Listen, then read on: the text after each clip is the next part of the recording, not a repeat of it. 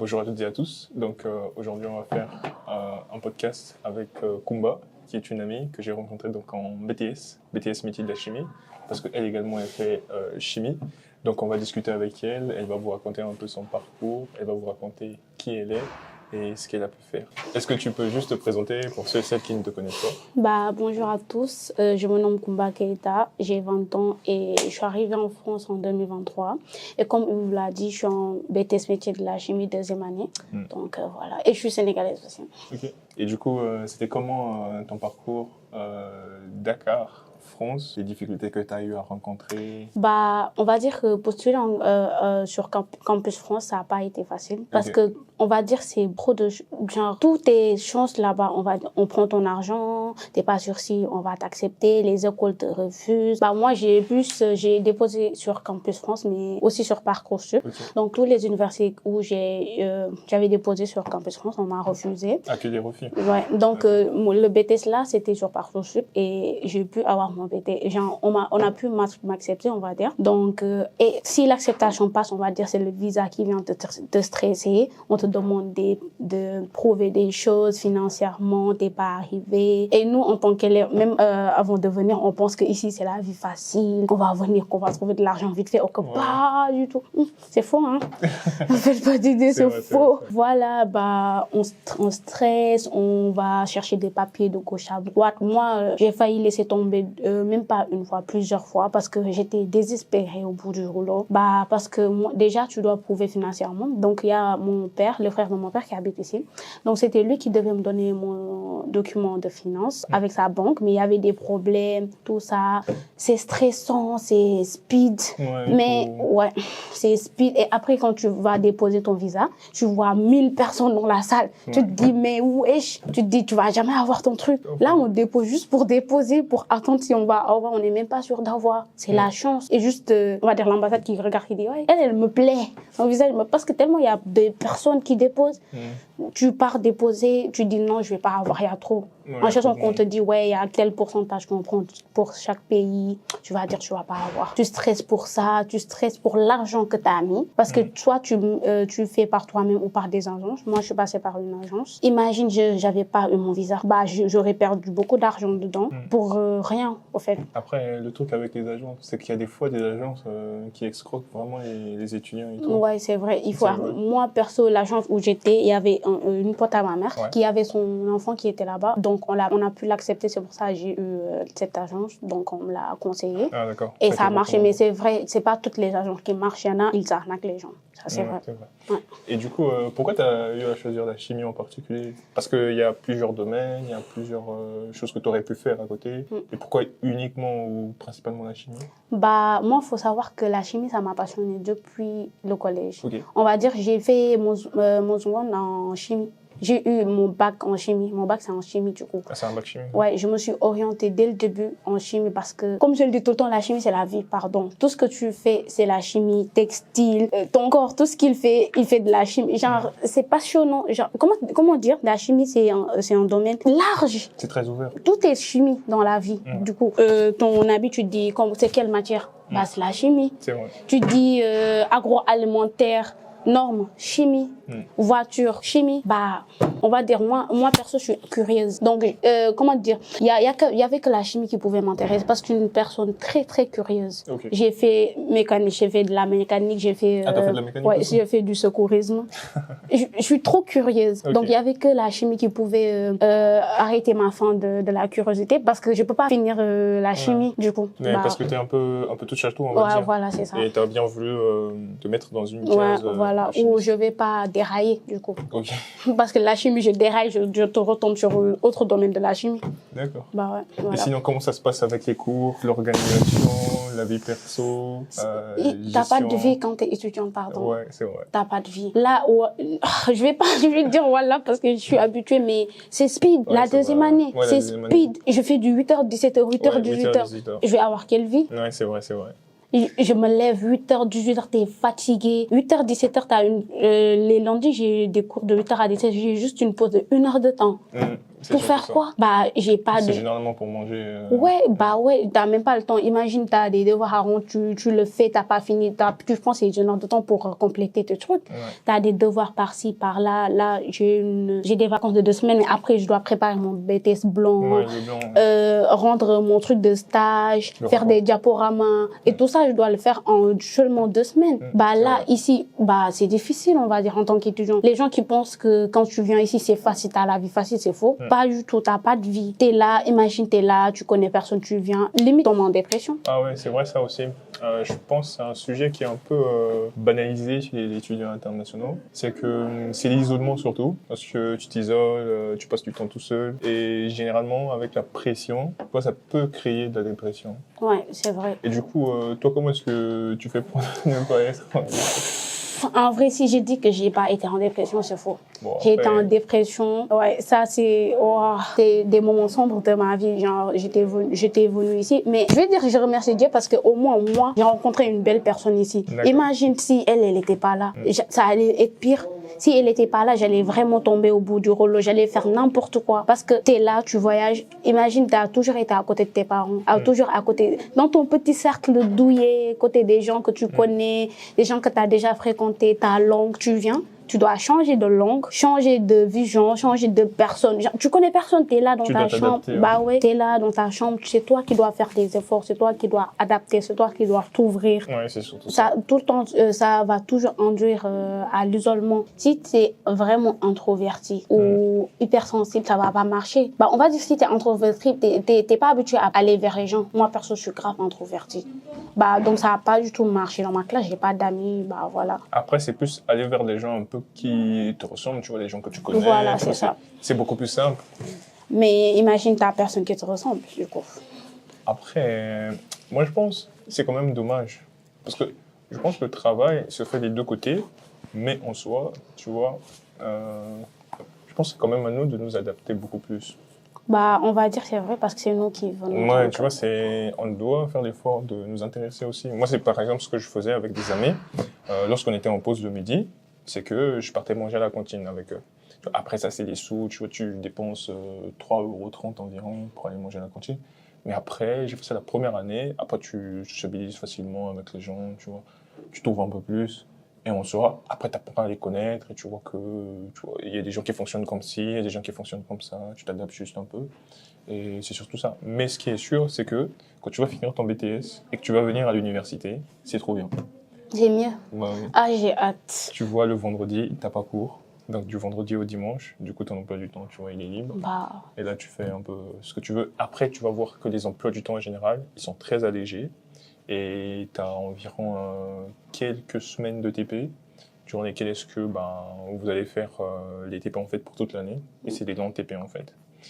Après, je sais pas où tu as fait ton stage. à l'école centrale de Lille, du coup. À Centrale. Ouais. Ah, c'est dommage que vous faites des stages que dans les écoles en fait. Parce que... Bah, moi, j'ai eu mon stage dans les écoles, du coup. Bah, j'étais obligée, du coup. Ouais, c'est pas faux, c'est pas faux. Mais moi, j'ai fait mon stage, du coup, à Silla. En fait, quand tu vois bien le monde de l'entreprise et comment ça fonctionne, tu vois. Donc, il y a la hiérarchie, il y a le respect, par exemple, des horaires, tu vois. Tu dois arriver à l'heure, tu dois respecter les gens, tu dois dire bonjour, ce genre de choses. Et moi, mon stage, il s'est pas totalement très bien passé parce que j'ai eu à faire beaucoup d'erreurs. Et ça, en fait, ça m'a beaucoup permis d'apprendre et je sais désormais comment le monde de l'entreprise fonctionne. Et tu vois, quand tu vas, comment je peux dire, tu viens déjà pour faire ton boulot et surtout de bien le faire. Après, derrière, tu peux te faire des amis, professionnellement parlant, tu vois, mais en soi, déjà bien faire son travail, c'est la première chose, tu vois. Ok. Et sinon, avec ton rapport de stage, ça se passe plutôt bien, tu le prépares bien? Bah, on va dire ça va. Ça va, Ouais. j'ai pu m'y mettre, mais j'attends juste le prof de me renvoyer le corriger. J'ai envoyé, j'attends qu'elle me corrige du coup pour que je continue. Ok. Mais ça va. En soi, le pire, c'est que moi, j'ai pas fait beaucoup de choses durant mon stage. Ok. Donc, c'est un peu de problème. Mes profs s'inquiètent beaucoup pour... Ah, d'accord. Ouais, j'ai pas fait beaucoup de choses du coup. Et ça a porté sur quoi? Bah, moi, je devais faire fonctionner un HPLC de Vanquish toute seule, du coup. C'était en panne?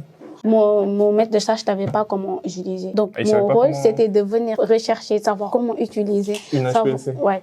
En plus, moderne, hein, lire le manuel, savoir comment utiliser, savoir comment gérer le logiciel, que j'ai jamais vu, je sais bien. Donc, j'ai passé des semaines et des semaines. Quand je te dis, même mes recherches, il y a HPSL, il n'y a que ça. Je l'ai allumé, j'ai créé une séquence et après, à la fin, la machine est tombée en panne. C'est tombé en panne? Ouais. Attends, c'était déjà tombé en panne ou bien? Non, c'était pas en panne. C'était pas en panne? Bah, quand j'ai allumé, j'ai fait ma gamme d'étalonnage. Ouais. Bah, la machine, c'était plus pour faire des... on voulait faire, pour savoir la quantité de sucre qu'il y a dans les boissons, dans des laits, tout ça. Donc, j'ai fait ma gamme avec les sucres en mode glucose, lactose, fructose. Et le jour où je devais faire mon analyse, la machine, elle est tombée en panne. Okay. Ah ouais. Donc, on m'a orientée dans une autre école d'ingénieurs. Ah, okay. Et là-bas, j'étais l'assistante d'un prof pour l'aider à créer des TP pour ses élèves. Et ça n'a pas marché. Ah ouais. On m'a réorientée et c'était dans une autre école. En gros, tu as fait 3 stages durant ta période de stage. Ouais, exactement.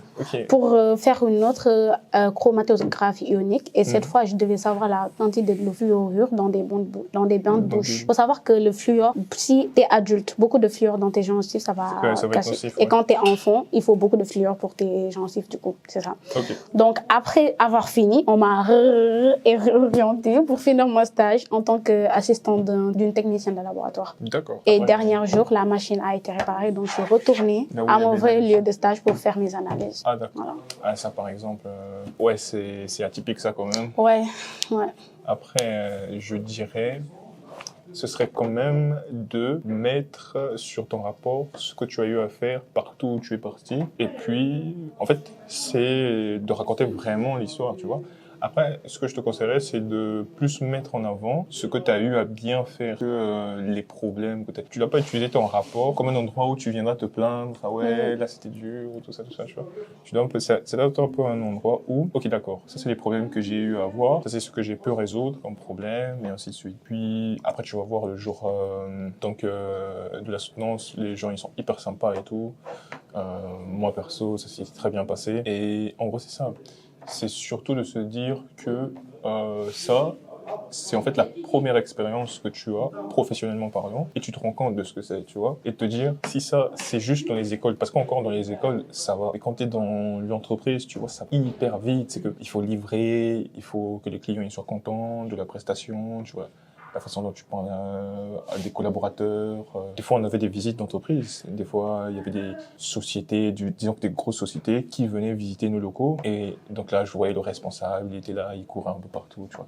Donc, c'est surtout se dire que c'est la première expérience. Après, tu vois, tu vas prendre tes marques. En soi, je ne me plains pas beaucoup. Comme on dit, dans toute expérience, tu apprends quelque chose. Bon, moi, j'ai appris que je peux être autonome. Genre, je peux être maître d'un projet parce qu'on m'a donné un projet d'où j'ai jamais su comment on fait. Bah, j'ai réussi à allumer une machine. Aussi, j'ai su que j'aimerais pas faire l'analyse et aussi être technicien de laboratoire. Au moins, j'ai bien rétréci ma vision de recherche de mes futurs travaux. Du coup, je sais que je vais jamais déposer dans ces domaines. Donc, voilà, bah, je me plains pas beaucoup. Et du coup, tu prévois quoi après tes études et contrôle qualité. J'aimerais bien faire en pharmaceutique ou en agroalimentaire. En QHSE, c'est ça? Ouais, c'est ça.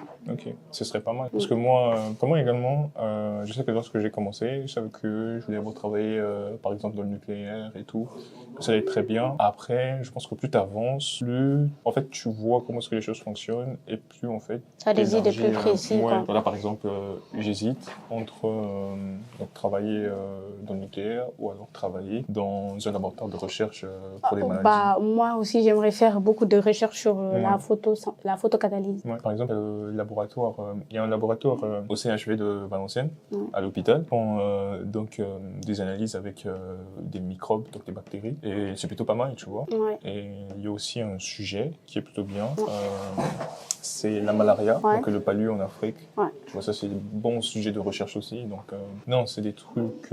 Après, je pense, quand tu fais de la chimie et de la biologie, c'est très ouvert, tu vois. Ça devient de plus en plus ouvert. Et puis, c'est surtout à toi de te dire, ok, d'accord, ça c'est ce que j'ai en face de moi et qu'est-ce que je voudrais faire plus tard. Ça, c'est la question que je voulais poser. Et du coup, tu te prévois potentiellement peut-être retourner à Dakar ou rester ici ou travailler ou aller dans un autre pays? Moi, je me vois plus aller dans un autre pays. Mais j'aimerais aussi retourner au pays, mais ça dépend de mes projets. Ouais. Si mes projets me mènent là-bas, je me bouge, je vais là-bas. Bah là, en plus, je programme des projets qui me pousseront à retourner. Ok. C'est pour ça que je te dis, je veux faire des recherches en photocatalyse, du coup. C'est lié au pays. Ok. Voilà. Bah ouais, j'aimerais bien. Le problème, surtout avec la recherche dans les pays en Afrique, c'est que c'est l'absence de matériel, c'est l'absence de compétences, de personnes compétentes, de professionnalisme aussi des fois. Donc, et du coup, toi, tu te vois mentalement faire face à tout ça lorsque tu vas retourner au pays? Bah, ou bien... moi, je vais faire mes recherches ici. D'accord. Après, je retourne pour établir mon entreprise, on va dire. Après, ça dépend surtout. Est-ce que tes recherches, elles vont plus être, disons, pour le contexte européen, pour le contexte africain? C'est ça. J'aimerais bien aussi connaître beaucoup les normes africaines. Ouais. Bah, on va dire, on s'intéresse pas trop sur les trucs africains, tellement qu'on est occidentalisé. Je connais pas juste les normes africaines, du coup. Après, je pense que ça dépend juste des contextes, je pense. Parce que, vu que tu travailles en Europe, bah, c'est normal que tu connaisses les normes européennes. Après, si jamais tu travailles en Afrique, à ce moment-là, tu vas connaître quelles sont les normes en Afrique. Mais d'un côté, c'est bien de faire des recherches, même si tu es en Europe. Ouais, c'est vrai. Mais est-ce que ça t'est utile? Parce que ça, c'est pour la culture générale, tu vois. Ouais. Mais est-ce que c'est utile pour ce que tu fais? Alors, c'est bien de connaître, mais final... imaginons, tu travailles, tu fais tes recherches. Après, tu sais que tu vas implanter du moins ton entreprise en Afrique. Donc, c'est bien de connaître les... Ouais, c'est ça. Ouais, à ce niveau-là, quand tu as un bon projet, une bonne vision, tu sais que tu vas retourner. Donc, moi, j'ai besoin de faire des recherches sur les normes africaines. C'est pas fou, c'est pas fou. Ouais. Et du coup, le mariage ici ou bien en Afrique? Venez m'épouser, je suis célibataire. Non, je rigole, je suis en couple. Je suis en couple, je rigole. Elle dit célibataire. On rigole pas avec ça. Je suis prise. Non. J'ai juste pas la bague au doigt, du coup. Ouais, c'est ça. Bah, juste, je vais dire qu'il faut pas trop vendre du rêve à nos congénères africains. Nos congénères. Aux gens africains. Non, on va dire. C'est trop raciste. C'est trop raciste ce que je viens de dire là. Coupe. C'est juste couper ça. Non, il faut pas vendre du rêve. Je vais dire, il faut pas vendre du rêve aux gens qui veulent venir d'ici. Je vais dire ça du coup. Ouais. Il faut pas vendre. C'est pas du tout facile. Si on vous dit que c'est facile, c'est faux. C'est pas facile, c'est difficile. Imaginons, en vrai, on se croit trop rêver, mais en vrai, avant de venir, c'était évident. Tu viens, il y a pas maman, il y a pas papa. C'est sûr que tu vas te prendre en charge toi-même. Bah oui. On pensait que si tu viens, tu vas avoir un boulot. Non, pas du tout. Ça marche pas du tout. Parce que on va dire tu viens, mais tu viens avec d'autres personnes. Donc c'est, on va dire, concours entre vous pour trouver du travail. Tu trouves ici des personnes aussi qui veulent trouver du travail. Donc te mets pas du plan parce que moi je me suis mis ça dans la tête que je vais venir et je vais trouver du travail. J'ai toujours pas de travail au passage. Depuis l'année passée. Donc il y a de la compétition quoi. Bah ouais, donc je me dis juste pour qu'ils mettent dans leur tête que c'est pas c'est pas la vie en rose ici. C'est même loin de cette vie en rose. Ici c'est la vie en noir. C'est noir. C'est vrai. Frère, la vie en gris, il y a pas de couleur. Juste faut pas venir te mettre en tête ouais, la vie sera bonne tout ça. Je sors d'Afrique. Non, pas du tout. En plus ici c'est pas on va dire c'est un peu différent de chez nous. Bah c'est pas du rêve ici. Ici c'est travailler. C'est du travail. Quoi. Bah, que du travail. Que du travail. Même si, on va dire, l'amour marié. Mais que du travail. Il n'y a que du travail ici. Il n'y a pas autre chose. Je te le dis, il n'y a que du travail. Ouais. Tu te lèves, tu pars 8h, 18h, tu rentres. Tu te lèves, tu pars 8h, 18h, tu rentres. Bah, il n'y a que ça. Le monde du travail. Bah oui, mais c'est un peu comme le monde des cours. Ouais, bah c'est la même chose. Il n'y a pas de, ouais, tu vois, les télés, là, les films en mode, ouais, vacances, non, il n'y a pas. Surtout quand tu es étudiant, non, il n'y a pas. Les vacances, nous, on n'a pas de vacances, hein. Les vacances, on va travailler encore. Bah, pour vous dire que c'est pas le rêve qu'on vous vend, il n'y a pas de rêve du tout. En réalité, tu es juste un étudiant. Bah ouais. Pour la période des vacances, tu bosses. Bah ouais. Étudiant lambda qui fait que aller à l'école et pendant les vacances travailler. Donc la vie elle est pas rose. Donc avant de venir ici, il faut y réfléchir 1000 fois. Après, à une personne qui n'est pas ici, tu lui dirais qui est en train de faire son bac ou qui a un projet professionnel de venir ici, tu vas le conseiller de ne pas venir ou plutôt... Si, je ne conseille pas de ne pas venir parce qu'il y a beaucoup d'opportunités ici. Mais juste de ne pas s'attendre à quelque chose de rose. Après, tu vas tomber de 1000 étages. Du coup, il peut venir parce qu'il y a beaucoup d'opportunités ici en Europe. Tu peux avoir beaucoup de choses, tu peux développer tu peux t'ouvrir à des choses que tu pensais même pas t'ouvrir. Mais juste de ne pas penser à au-dessus du coup. À penser que c'est vraiment rose et venir ici, tomber de 1000 étages, être en dépression, t'as personne ici et tourner d'un autre chemin. Tu peux même dévier de ton chemin et tourner d'un autre chemin tellement que tu vois personne. Juste de se mettre en tête que ce sera pas facile. De toute façon, dans la vie, rien n'est facile, mais de se mettre en tête que tôt ou tard, il y aura des défis, ce sera pas facile. Et de pas venir ici avec la tête au calme, en fait. Mais ouais, venez, hein. On vous attend. Et du coup, est-ce que tu conseillerais à une personne qui souhaiterait faire de la chimie d'en faire? Ouais. C'est grave intéressant la chimie. L'autre jour, je t'ai pas dit, mais j'étais allée à l'école d'ingénieur de textile. Ok. C'était grave intéressant. Oh, je peux pas le dire parce que c'est trop intéressant. Waouh. On peut dire que en plus quand j'ai vu les projets que les élèves faisaient là-bas, je me suis dit mais waouh, l'Europe est vraiment devant l'Afrique. Là, j'avais vu un monsieur qui avec ses élèves qui avait comme projet dans les voitures, il y a des trucs en fer, genre les chaises en fer, les trucs qui rendent la voiture lourde. Et plus la voiture est lourde, plus elle consomme d'énergie. Donc ils ont fait en mode le bas du chaise là, ils l'ont fait en textile. Okay. Pour diminuer un maximum. Peut-être il y a des pièces qu'on peut pas remplacer, mais des pièces remplaçables, ils le mettent en textile tissu vraiment dur. Parce que quand tu prends de la résine et on va dire du polymère, quand tu écrases la résine sur le polymère, ça devient plus dur. C'est avec ça qu'on fabrique les gilets pare-balles, du coup.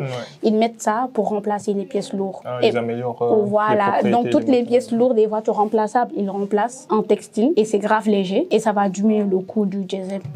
Imagine ce projet si ça se met en place. Bah oui, c'est surtout ça, c'est de la recherche. Bah ouais, voilà. De la recherche et ça prend beaucoup de temps, ça prend beaucoup de capitaux, mais au final, quand ton idée elle aboutit et que tu trouves la solution, ça peut potentiellement, tu vois, réduire le coût donc des voitures sur le marché. Et non, c'est intéressant. Comme l'autre fois aussi, les tissus, tellement c'est polluant, ils ont décidé de prendre, parce que les tissus, ça se fait avec les fils de tissu, c'est avec des fibres. Ils ont décidé de prendre des fibres dans du lait, des légumes.